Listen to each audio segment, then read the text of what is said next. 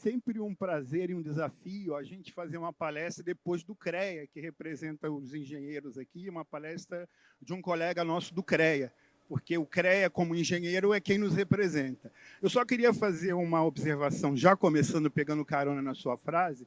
O senhor falou, é muito importante. A gente, para a viabilidade da geração distribuída, para a viabilidade dos sistemas fotovoltaicos, a gente precisa praticar a engenharia, mas a boa engenharia, a engenharia correta, a engenharia feita por profissionais qualificados que sempre estejam dispostos a aprender, porque a tecnologia evolui e os profissionais também devem evoluir.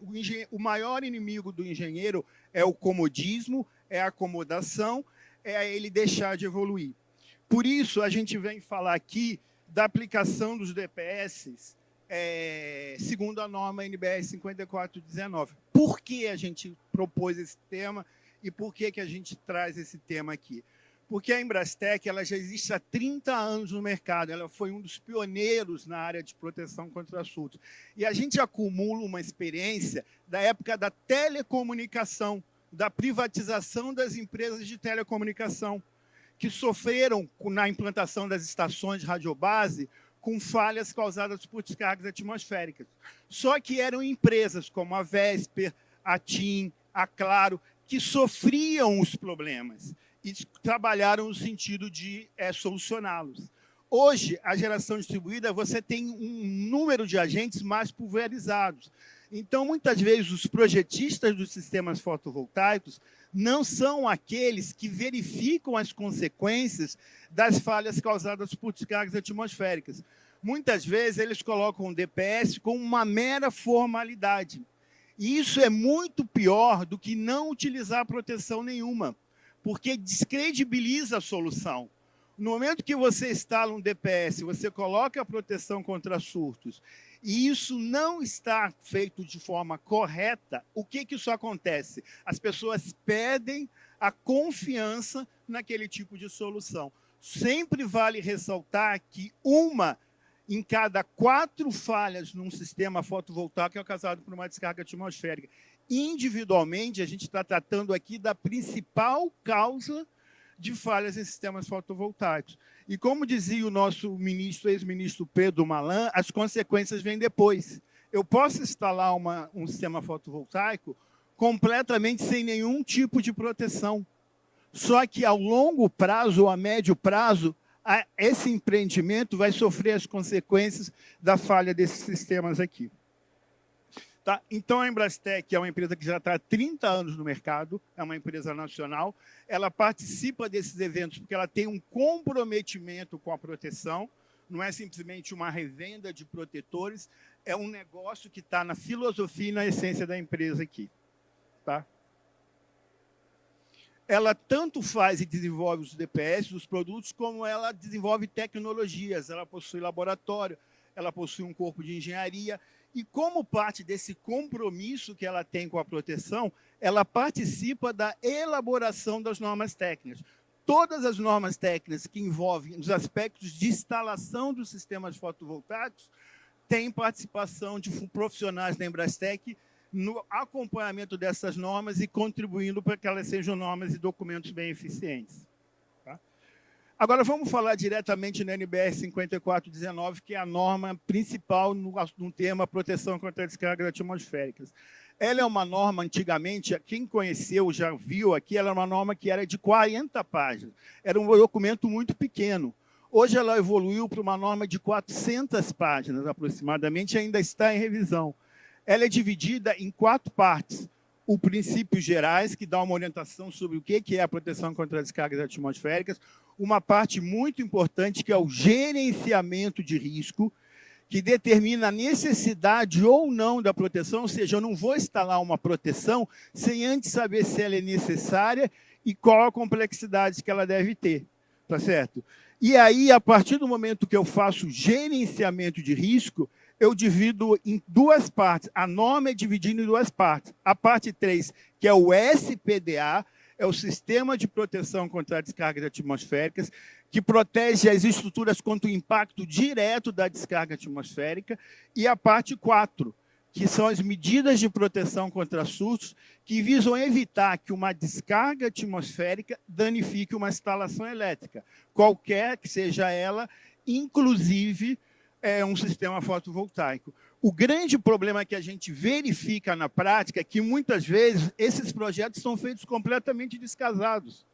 Então, a proteção contra o impacto direto do SPDE é feito sem pensar na proteção dos investidores, dos módulos, dos equipamentos de comunicação.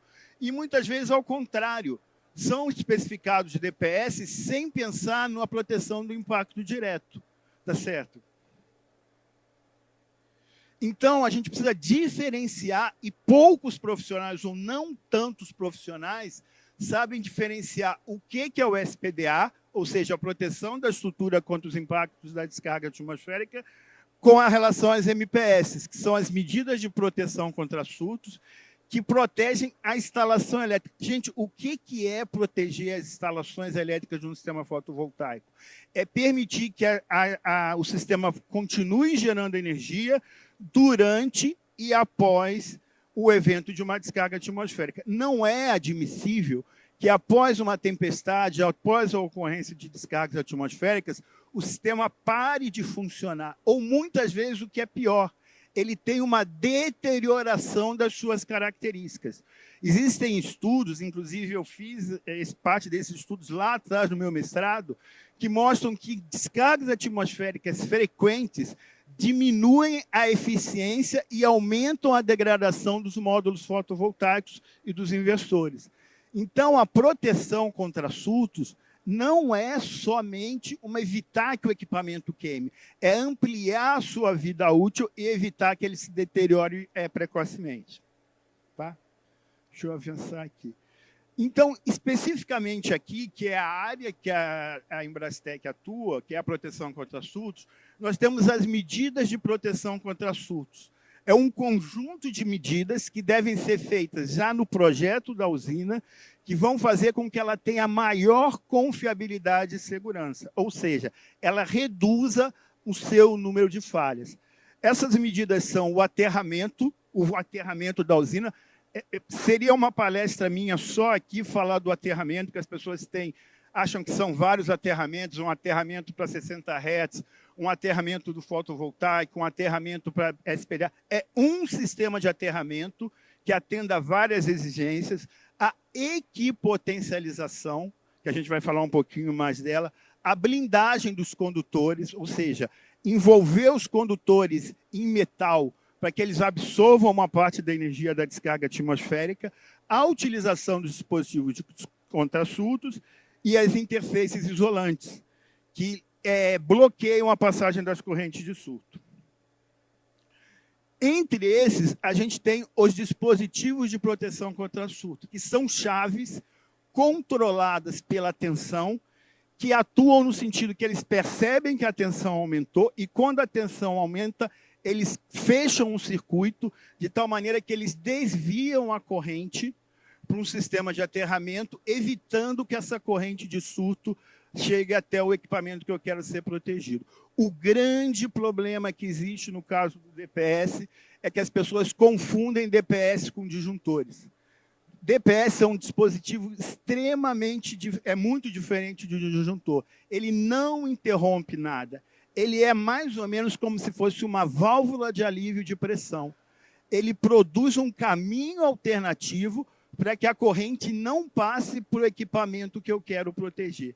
Por quê? Porque nada impede a passagem da corrente da descarga atmosférica. A descarga atmosférica é um fenômeno de altíssima energia, muita velocidade, que causa seus próprios caminhos aqui. Ao contrário da corrente de curto-circuito, que eu consigo interromper por um fusível ou por um disjuntor, eu não consigo ter o mesmo desempenho no caso de uma corrente provocada por uma descarga atmosférica, uma corrente de surto. E, nesse caso, eu preciso utilizar os DPS, que são um dispositivo totalmente ao contrário do que seria um disjuntor. Ele não interrompe o circuito.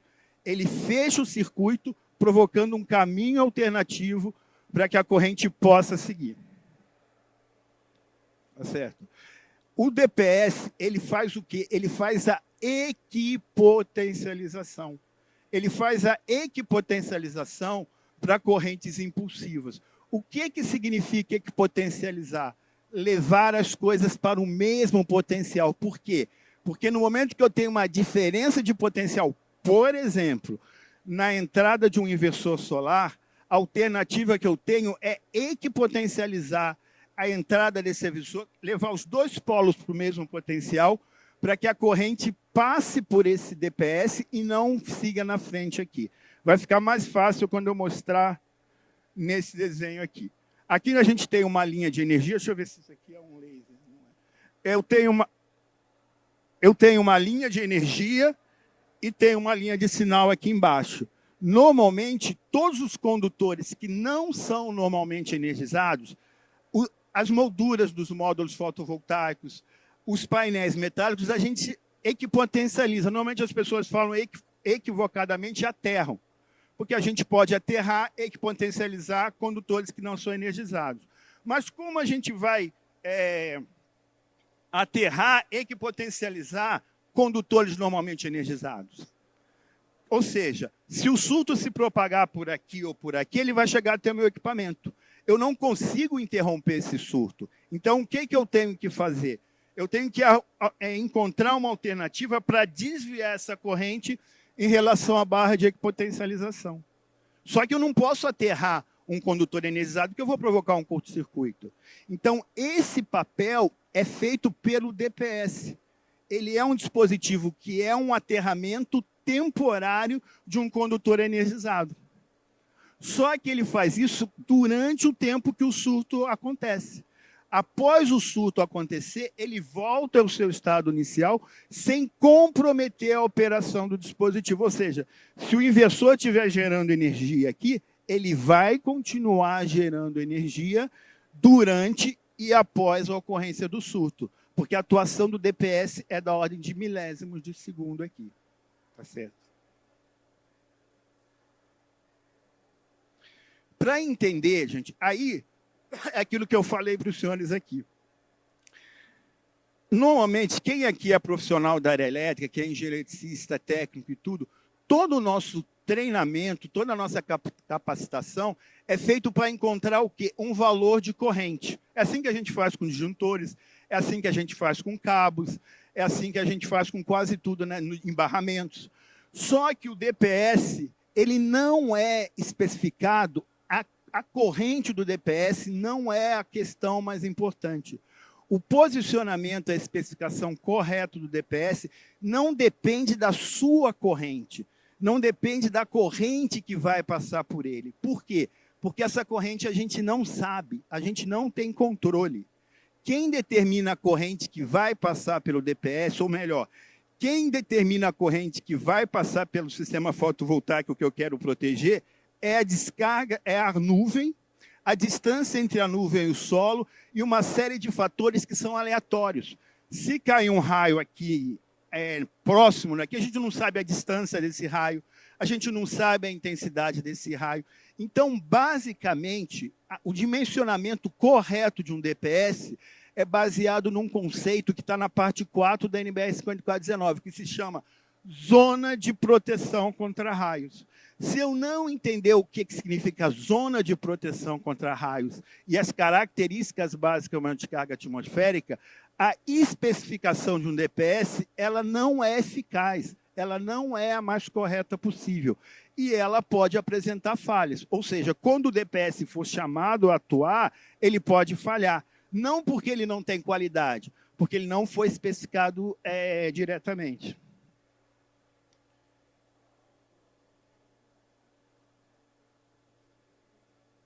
Esse conceito de zona de proteção contra raios significa um mapeamento do ambiente onde eu tenho, não a instalação elétrica, não o diagrama unifilar, mas o mapeamento do ambiente dividido em zonas. E o que define essas zonas? São as blindagens que eu tenho no ambiente que eu quero proteger. Aqui dentro eu tenho blindagens, é um ambiente blindado. O que blinda esse ambiente? Todas as estruturas metálicas que formam em torno dele. Então, do lado de fora, eu tenho um campo elétrico e um campo magnético. Não existe campo eletromagnético. campo elétrico com campo magnético, com intensidade máxima. E à medida que os cabos e a instalação entram em um ambiente fechado que tem uma estrutura metálica que muita gente não vê, existem atenuações, blindagens naturais que fazem com que a energia da descarga atmosférica seja absorvida por essas estruturas aqui. Então, a gente faz um mapeamento do ambiente, como no caso aqui de um sistema fotovoltaico.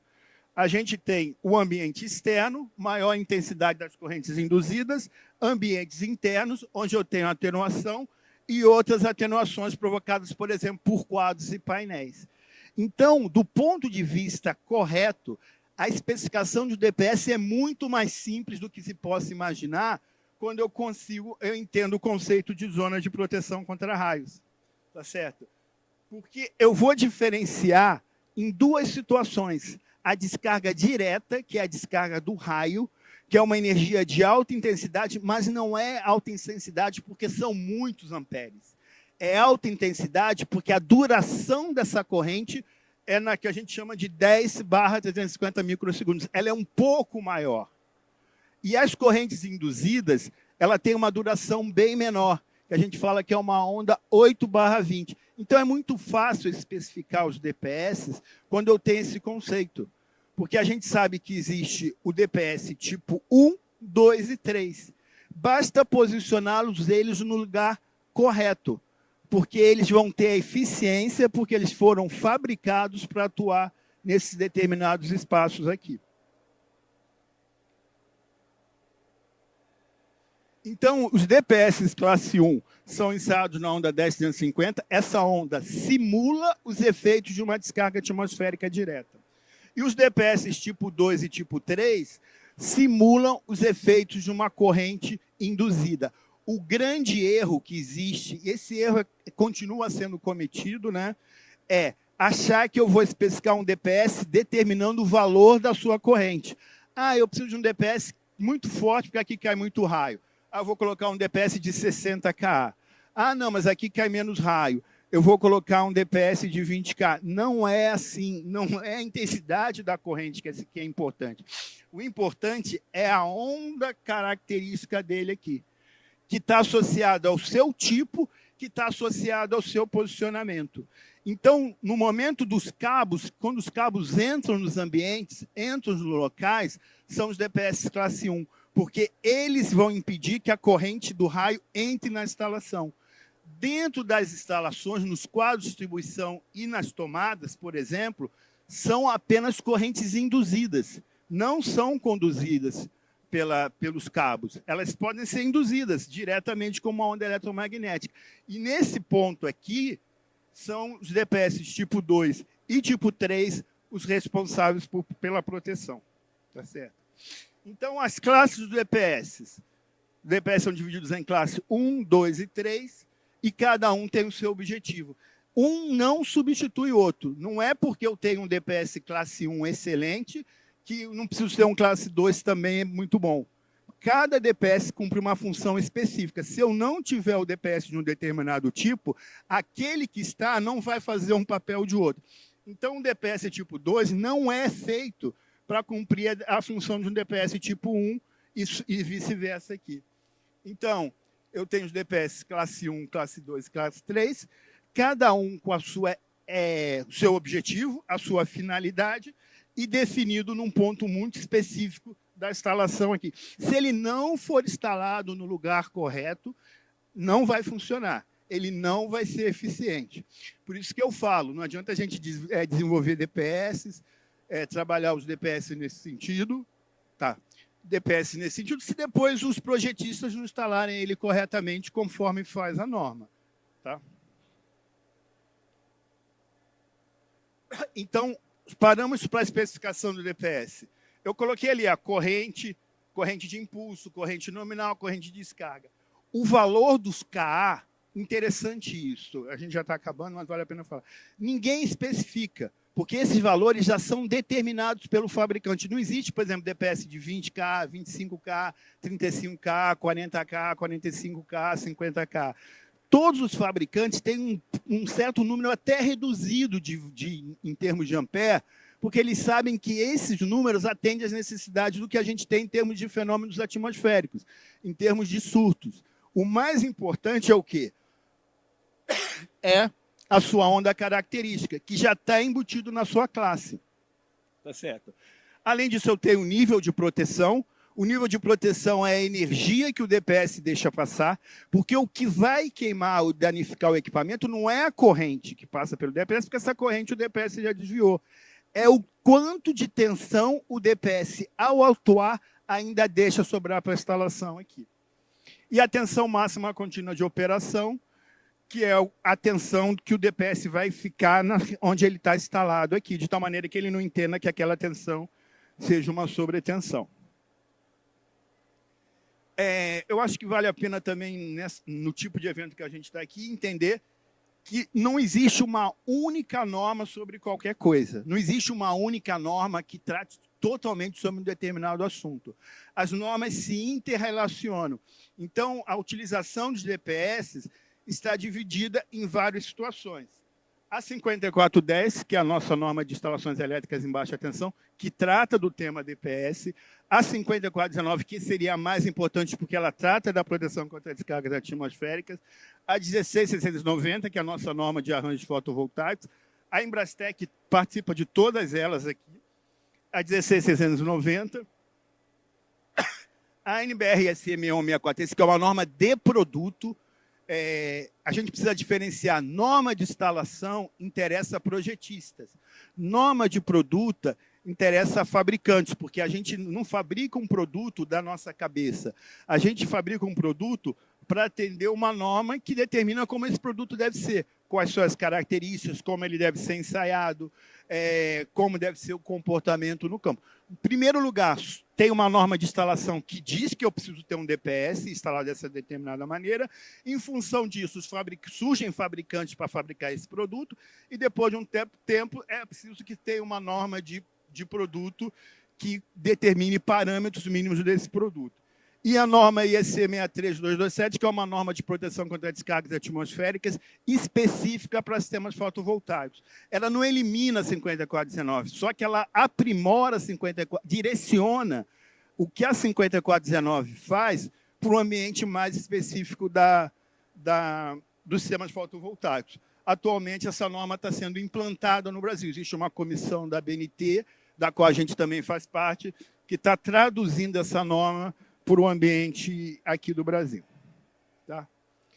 Então, a gente está aqui, aqui, em qualquer lugar onde as pessoas nos acessem aqui, fornecendo esses dispositivos aqui, exclusivamente para atender às necessidades das normas técnicas aqui, para que a gente tenha os nossos sistemas fotovoltaicos ou nossas instalações elétricas de maneira geral, sempre mais seguras e mais eficientes possíveis aqui.